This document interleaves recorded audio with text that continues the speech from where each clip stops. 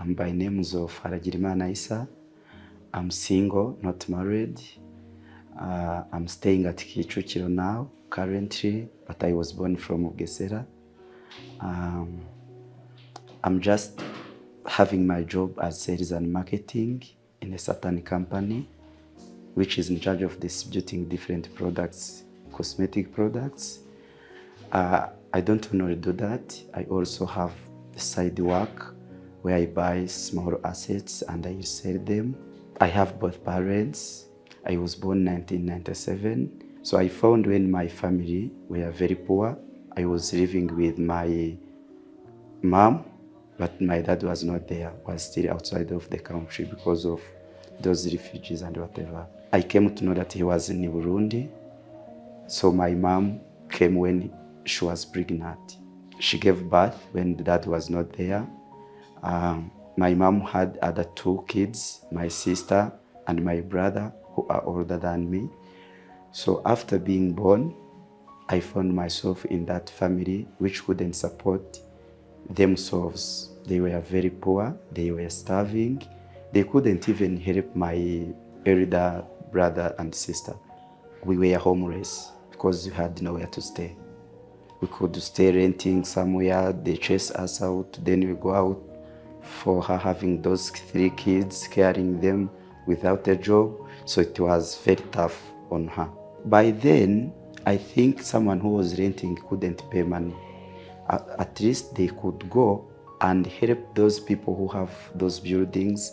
They dig for them, maybe once in a week, twice in a week, so that they can get where to accommodate their kids. By then, when I was 8 years old, my sister and my brother were schooling in those government schools, the one called Gitagata Primary School. And those schools, they were not paying much money. It was little money. It was free actually, I think. But for them to go to school, they paid even to get those touristic materials that they can take to school. So my brother had to drop out of the school. He joined the company which trains the security guards. And my sister also dropped out of the school. She came in Kigali to work as housework. So by then I was me only with my mom. So my mom couldn't get what to feed me when I was even 1. So I think, I don't know if I can judge her, but she left me. She left me and she went to see if she can get what to bring me back, what to eat. She left me because she was not able to care about me. So she thought that she's going somewhere to get what to do and she will be coming back to see me. I had some family friends, but if I could go there, they could say, no, you just go. We don't want to see you. Go and follow your mom. And my mom, I didn't know where she was by then. It was Sunday morning, almost 9 a.m. The mom said, so I'm going, but I will be back. I thought maybe that's the normal thing. She's going, she'll be back, as she used to go to see where she can dig and get something to eat. I thought she'll be back. By that day, she didn't come back. Where I was staying, they say, okay, your mom have left you, you are alone, you will not be able to come and dig for us and so that you can keep in that house, so you have to go out of the house. So I have a grandma who was very old. She was staying with my cousin. I thought maybe let me go there, she will accommodate me. Me going there, she said, no, I have your cousin, I cannot care about you when you are 2. So for you, just find your mom. So nothing I had to do. Within that week, I went to school. I was schooling, of course. I was schooling at Gitwe Primary School. I remember that school. And by that time, we could only pay 400 Rwandan francs, coins, not thousand or whatever, coins, as for food. So the headmistress of that school chased me out of school because of those coins, 400 Rwandan francs coins. So I had no way. It was school fee. It was called school fees, but we are paying it for meals, for school meals, of course. They were providing us lunch, and that lunch we could only pay those coins to support the school, to pay for those workers who were preparing that meal maybe. So I used to wake up in the morning, prepare myself for school, then I go to school. But me coming back into that house where I was left from, I couldn't get what to eat. The only way I could eat is to just find in those rubbishes and whatever, to check if there are some bananas which were thrown there, so that I can pick some and eat them. So the life was so hard and tough. I thought maybe I could live in that situation and I keep schooling. But when they chased me out of school, I said, this is enough and it is done. So I had to say, let me go leave school, then I go out of the school. After going out of the school, I'll be getting something to do. I help those people to fetch some water, those who have building, I help them so that I can get what to eat. So that's how I lived. I remember, I can't count the time that I slept out of the building or out of the house, in the trees, on the road, everywhere. So I can't count those moments. I personally, I think I decided that decision of going out of the school, dropping out of the school, it was 2009, 2010, around there. Yeah, that's when I just dropped out of the school, and I was like, let me go out of the school so that I can find what to do. I was very young. I don't remember the age, but I was very young, very young. Some people think maybe the only people who are staying on the street are these people in town. But even in the villages, even in some small towns, we have those kids who are very needy, who are on the street, but their street is not the same as those in town. For them, those in villages, I think they are even suffering than these in town. Because at least in town, you can meet somebody and somebody can help you. But in village, they still have that thinking that if you can't help yourself, it's you and your own family or your own friends. So I decided to go out of the school 2010, 2009. I was very young. During that period, I could help these people who do buildings. I fetch water for them when they are making bricks so that they can pay me something. And by that time, they could pay coins. And those coins, I could go and buy some avocados, some bananas, yellow bananas, and eat them so that I can survive. Yeah, that's what I could do. Those days could be different. Sometimes you could get even what to do to get what to eat, and some days you couldn't even get something. You couldn't get someone to help so that you could get what to eat. So you could just sleep without eating. Life there on the streets, it's very tough. It's a long story. It's something that everyone cannot wish to live in. Yeah, life is tough there. You live a hopeless life. I have a book, a short book that contains my story. There is, in chapter 3, there is what I call the Valley of Darkness. So in that book, the Valley of Darkness, it's that situation where you are just seeing the sun rising, but you don't know if the sun will end. You are just seeing, maybe you wake up, you say, God, thank you, I'm now okay, but you don't know if you are reaching in the evening. That is the Valley of Darkness, where you have no someone to direct you, you don't have right to write to you, so you are just there confused. You don't know what to do, you don't know where to go. You are just there saying, if today ends, I will thank you, God. About bad habits, I think maybe because it was in a village, I was not doing those bad habits. Because in villages, the difference between town and village street, in the village street, you could not be able to get those things of maybe alcohol, whatever, uh, cigarettes, tobacco smokes, and whatever.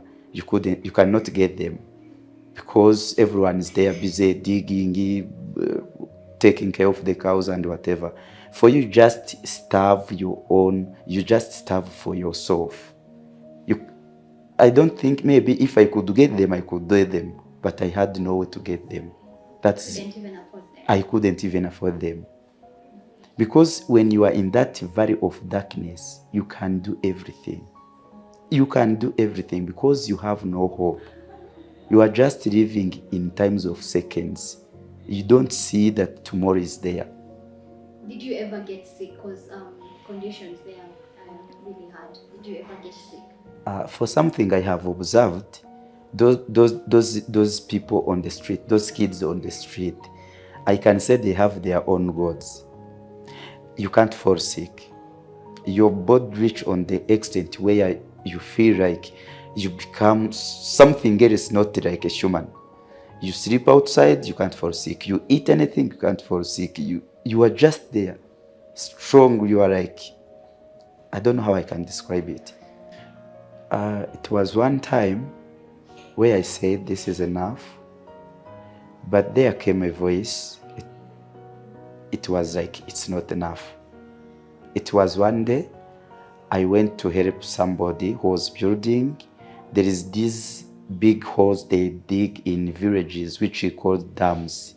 They are called dams, which collects water from the road, which comes from the road, then all water are collected there. I was helping that person.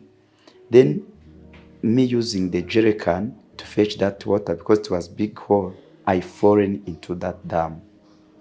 Then me falling into that dam, there was nobody to pull me up.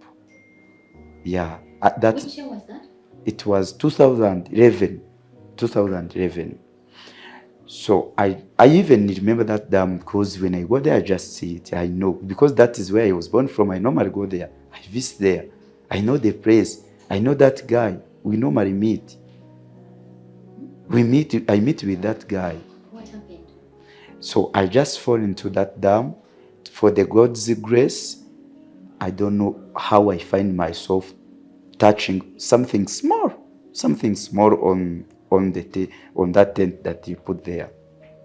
So I was above from the water. So I survived.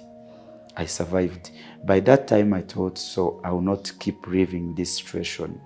So I should see what to do. This is enough. It is done. I said, I cannot continue like this. So better I die. The voice came.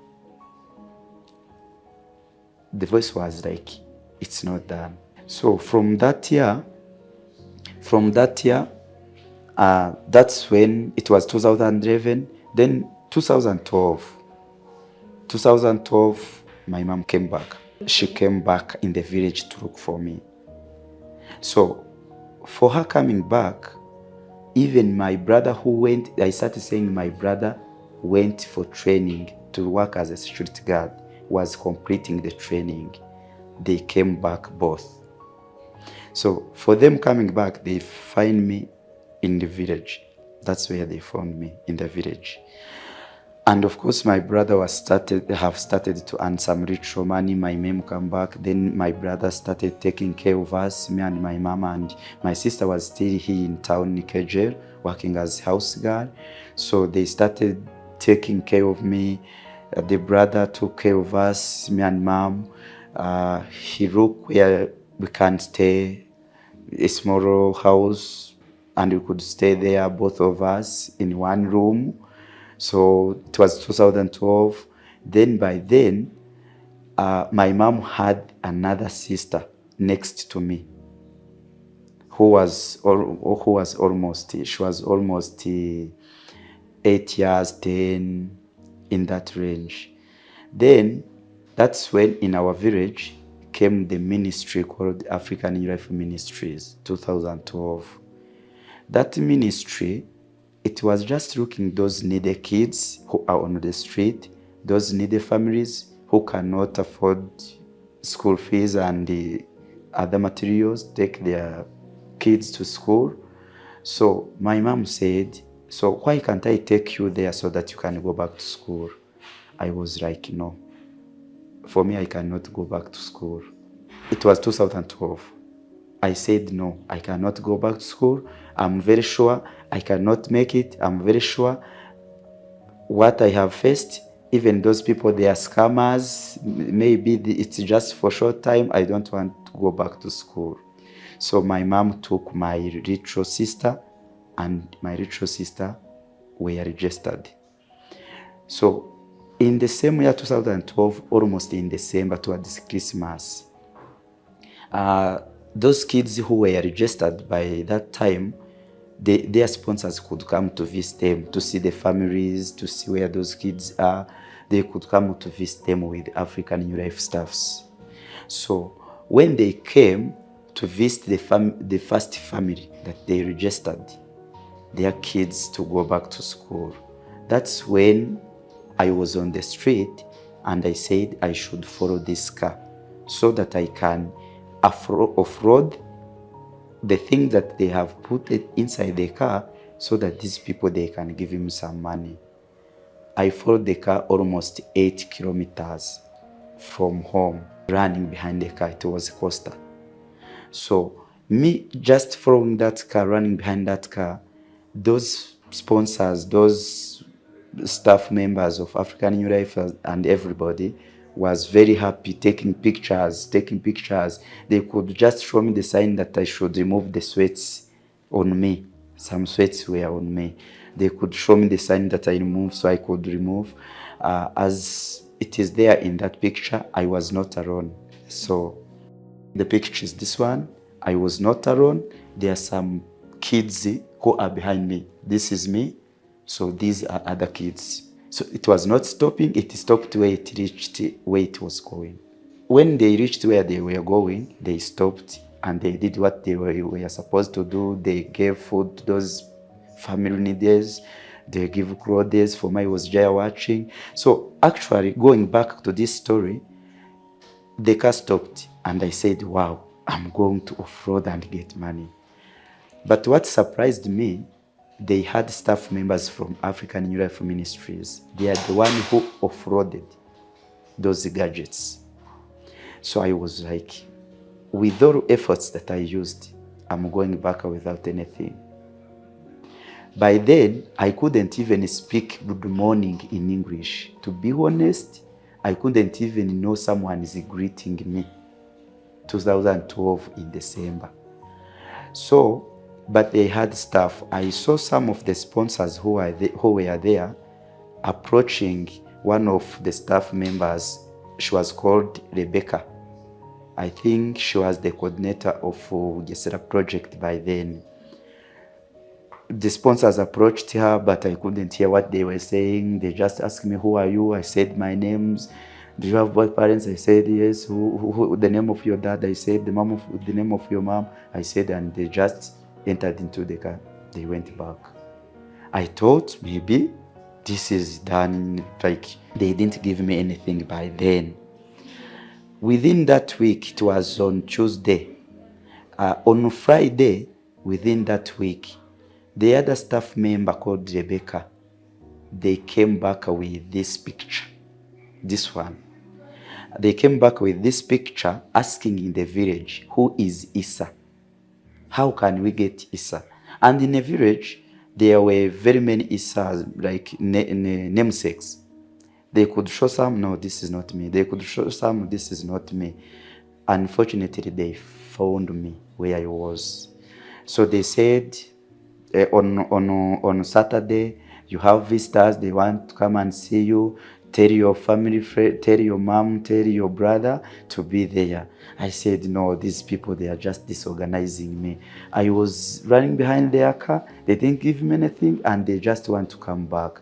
They were just taking pictures. And the same car that I followed, the same car that came back with those staff members, with those sponsors, they had food, they have clothes, they had money, they had everything. That's where my life started from. They said, they just asked my mom, will you allow us to sponsor this kid from primary to university? That was the question. The mom said yes. So that's where the journey of life started from. So I couldn't believe that I'm going back to school. But because of having the mind of materials, because they gave me food, they gave me clothes, they gave me shoes, I said, wow, these are the people. So I decided to go back to school. But it wasn't easy. Of course, I was like, I'm starting afresh. Imagine almost 4 years out of school, then you go back and start again. So I started at Chiwenga Primary School. It was a new school, a good school, a private school. So for that time, I started to go to school, but it wasn't easy. That was the journey of education. It wasn't also easy. I started in primary 4. Remember, I didn't complete my primary 3. So in primary 4, because it was a new school, a private school, it was tough on me. I failed. I started fresh. No English, even in Kinyarwanda, it was not okay, of course, because some stuffs I didn't complete them. So I started fresh. All teachers could say, "What? Are you a student? What do you come here to do?" I was like, "What?" So there is a friend of mine who was a staff of African New Life Ministries. He's called Nchabire Sam. He's the one who held me a hand, and he said, "You can make it." For the first year in primary 4, I repeated. I didn't perform so that I can be promoted. I repeated within the same class. After repeating, my sponsor came and said, "Okay, I'm going to pay for you coaching. I'm going to give you a teacher to guide you." So they just helped me to start afresh. And of course, by that time, I could even miss a class and I go back to look for money. I could dodge, then I go back to look for money. Because I had that mind was still there. That mind of looking for money and whatever, hustling life was still there. I could dodge and I go to look for money. So that friend of mine, a staff member called Nchabire Sam, said, "Please don't dodge again because of money. Just come during holidays, be with me here in the office, help me in this." I could help him to arrange some documents, to do some stuff. Then he could give me some money and I could eat lunch.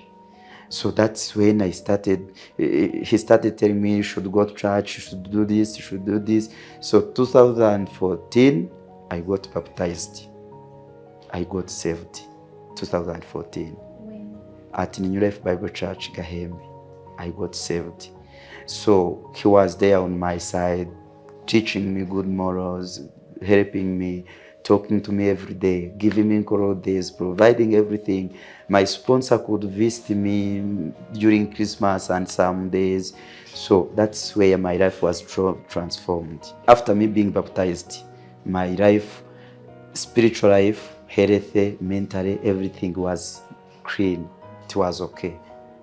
That's when I had direction. I knew this is good, this is bad. So I decided that without education, I will not reach anywhere. So it's me, God, and education. Those were the words I could tell myself. I don't have a strong family to push me. Now I got opportunity to go back to school. So it's me, God, and education. So I believed in education, that education can change everything. From that time, when after my primary, I was in first division. So the African New Life Ministries decided to take those people who performed very well into their school, Kayonza School. It was called New Life Christian High School by then, but currently it's New Life Christian Academy. It is there in Kayonza Village, I think. Yeah, Kayonza Village. So I came on that list of the best performers who should go there in secondary. That's where I started my secondary. In my senior one, that's where I started my senior one. In senior 4, I became the president of protocol team in the church, main church, and the students' church. Then in senior 5, I became among of the church committee members who could make some decisions for the church departments. Then I completed my high school also with the first division class. That's when I joined the university. So, but I thank God, into that process, the New Life Ministries could accept me, and I do some volunteers during the holidays. I could do some volunteers into their projects. And after that, also after my high school, I got opportunity and I started working as a professional internship into this company I started with. This one that currently I'm working with. So after my high school, I joined the Mount Kenya University in Bachelor of Business Information Communication and Technology, that is BBICT. It was 2023 in May. That's when I joined my college, my university, into that course. So I have already defended my book and the projects. I'm waiting for graduation this coming year. So I'm done with studies. After I think maybe in that street journey, I had no dream. I couldn't dream for the tomorrow and for the future. But after my life being transformed, I said I should be this. What I'm doing today, it's into my dream. Because I grew up thinking that I will make a good company that will be connecting these big NGOs and big companies. It's a company that link other companies and big NGOs to go and find their customers or those people who need their services. Besides that, I also think of, I'm thinking about buying a plot of land where I will build a school. Yeah, that is a dream, and I think God will help me to make it. I'm dreaming to have a plot of land where I will build a school, a big school and a good one. And that school will be free, to be no charge. That's my dream. I will start with the lower level, upper level, and secondary. Those people who are needed kids, and it will be free. Needed kids. That is my dream. When I sleep, I just think about that. Of course, every dream have a timeline. So far now, I'm thinking in 10 years to come, I will have that. So far, for me, after completing my high school, I got opportunity and I got this job. It is not a permanent job, but at least it provides for me something. And besides that, I just try to say, if I get rich money, how can it be multiplied into a huge money? So I decided to buy small assets, and again I sell them. So it's something which is growing the way I see it. It's growing. So I said, as one person came into my life, and my life was changed. So why not me into someone's life, and the life also can be changed. So I decided with my rich money that I can get, there are some kids who go back to school, during going back to schools, maybe they have school fees, but they don't have those curriculum materials and whatever. They don't have maybe what the shoes, they don't have the uniforms, they don't have something.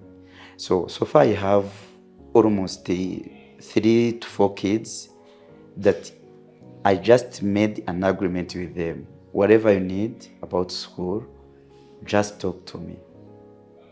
If they need shoes, one of them is in senior, one is in primary 5, and I have another one in nursery.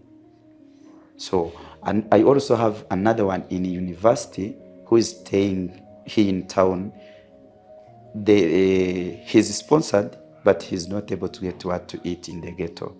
So I try my best. I told him, if you feel like you need anything to eat and you see you can't find it, just talk to me. Whatever you'll be having, I'll provide. So I just see those people who look like me, who look like nobody they can tell. They feel lonely. Those people who feel lonely. Maybe they have parents, but their parents can't provide. Sometimes if even you have parents and your parents, you see they are not providing anything because they are not able, still you feel lonely. Feeling lonely doesn't mean that you don't have anybody. You feel lonely when you lack some basic needs. You just feel you are lonely. So I just look those people who feel they don't have anybody to help.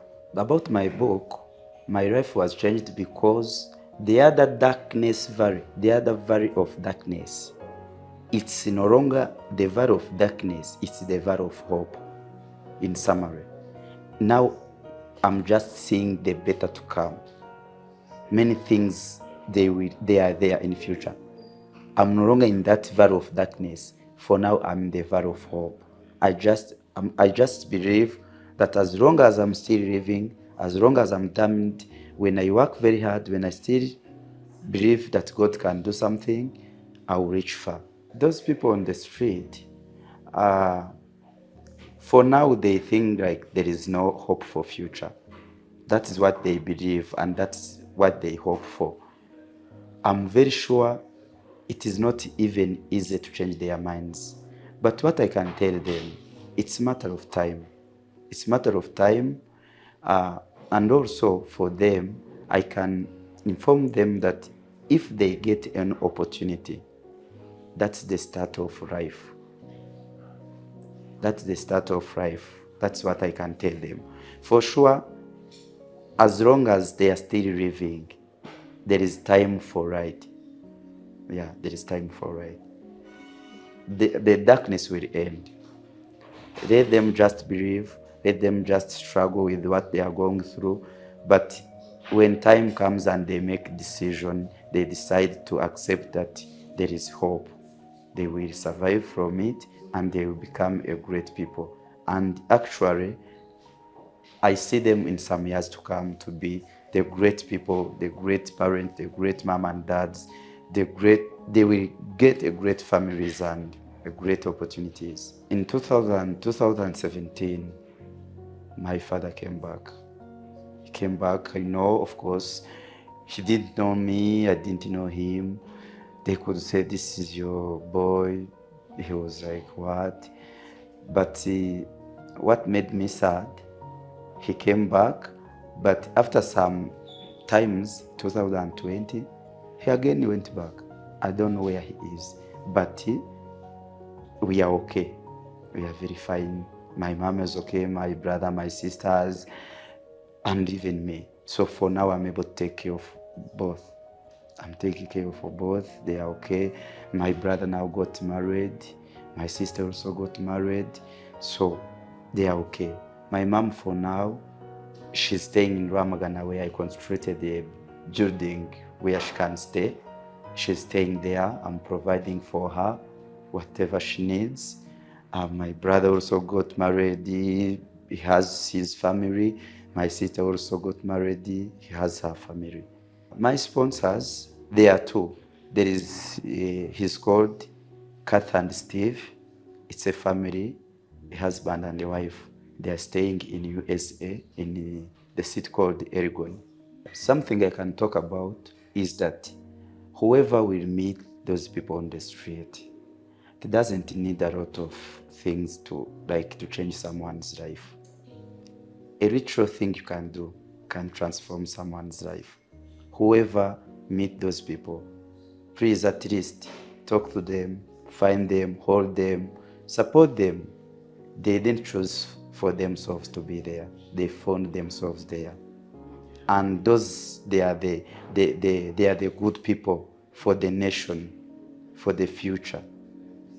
They can make it. They can be a good husband, good woman, a good everything. There are even some of them, we have leaders there who are on the street, who have some presidents, some prime ministers, some soldiers there, some police members. So please, let us hold hands together and we pick them there if possible. For me, after getting opportunity of getting what to do, I just observed that because it's not a permanent work, it has no contract, and also the money is not enough. I said I will be saving the ritual money. Then if that money increased to certain level, maybe 2 million or 1.5, I'll get that money, I go to certain village somewhere in the country, I buy small plot of land, a small one. Then within 2 years, that small plot of land that I bought 2 million, it increases the value to 4M or 5 million. Then for me, I get someone to buy that land with that amount, 5 million. After getting that 5 million, I divide them by 2. I go to another village. Now I buy 2. For me buying 2, I expect in 2 years to come, those 2, if the cost was 5M, in 2 years or 3 years, they will be 10M now. Because 2M produced 5M. What about 5M? How much will it produce? It 10M. So that's what I'm trying to build, to make it stronger, so that I can reach to the other dream of buying a big plot of land. Then I build the school, then the school will support those needy kids. That's why I said in 10 years to come, that is my dream.